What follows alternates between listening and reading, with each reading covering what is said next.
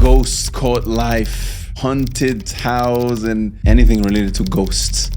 I was reading the translation of the Quran in Spanish, but I knew growing up with different languages, you lose meaning in between one language to another. Alhamdulillah, A-L-H-A-M.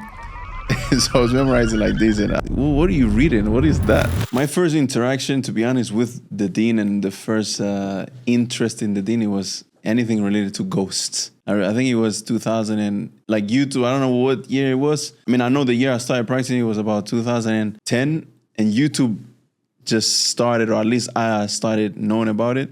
And I remember spending long hours looking for ghost court life, haunted house, and it was that period of time in my life where I was very interested in paranormal activity. I was calling it that way. And so I was looking for videos on YouTube, and I was always coming back to jinn. And then I was like, oh wait, that sounds like what my father always talks about. Because for me, it was very foreign. My parents, I was born Muslim, and my parents were Muslim when I was born, but they didn't have much knowledge. So that's how I started. And then I guess it was fear in the beginning. Then it went into curiosity. And I remember the first time I picked up the Spanish translation of the Quran, Spanish being my first language, I read Surah Al-Fatiha. And I remember kafirun was translated as incredulos, which even until today is a word that I never use as a Spanish being my first language. So at that time I already spoke 3 languages. So Catalan, Spanish, French, 4 languages, and English. You could say at that time, even though my English wasn't that good at that time. But I knew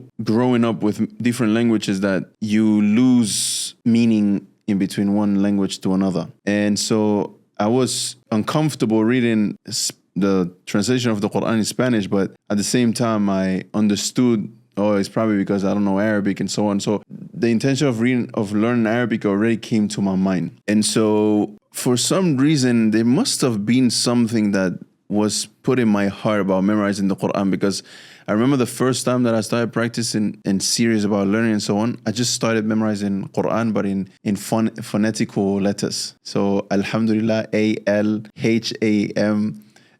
So I was memorizing like this, and I have a funny story that happened after I got to Egypt, having memorized like a few surahs like that. But I memorized about 10 surahs like that, 10, 15 surahs like that from Juz Amma.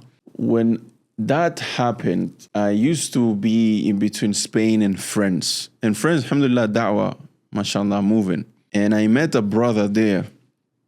And that masjid was a masjid, talab ilm driven. There was a bunch of tulab ilm. So, wallahi, just Allah guided me there. This was in France, in Paris.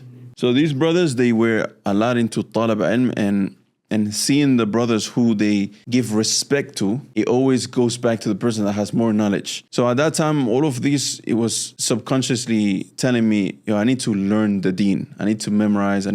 So I met a brother in that masjid that told me about a 3-month intensive program in Egypt. Long story short, I went to Egypt. I decided to went to Egypt. Funny story gets to when I got my first Quran teacher in Egypt. It was a Libyan sheikh. And he asked me, do you memorize Quran? I said, yeah, I memorized a few surahs. Alhamdulillah, I was very confident about myself. He said, تفضل اقرأ. I started reading what I memorized in phonetical letters. He said, what are you reading? What is that? That's not even...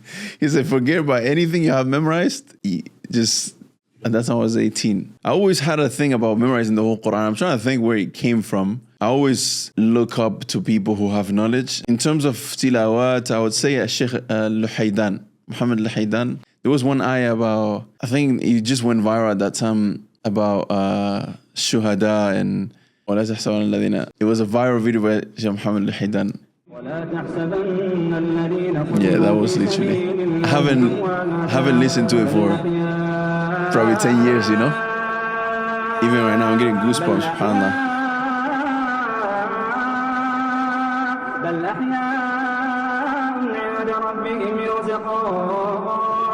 Yeah, what's interesting is at that time we didn't know what it meant, but the recitation and that was Sheikh Muhammad Al Andalusi at that time. We didn't know much. SubhanAllah, me and Faris, my childhood friend. If we put Quran on, it has to be this clip right here. SubhanAllah. I think he recites with passion. I mean, right now I know that it's qira'at tafsiriyya, but at that time it was just speaking to my heart, man. It was just that passion.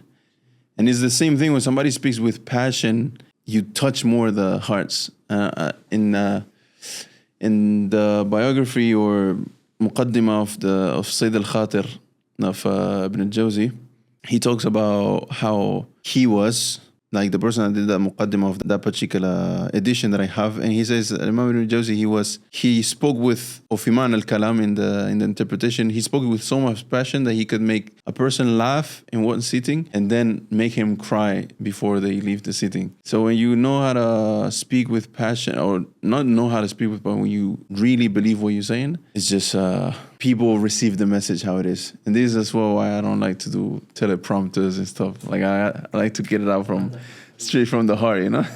So at that time it was this sheikh. But then when I got to Egypt, to be honest, I just fell in love with the Egyptian recitation, my mashaykh and so on. Egypt was the most impactful 6 years of my life, I would say. So yeah, then when I got to Egypt, I just little by little, learning with some brothers, I just came to realize that if you want to learn knowledge the correct way, you just have to start with memorizing the Qur'an.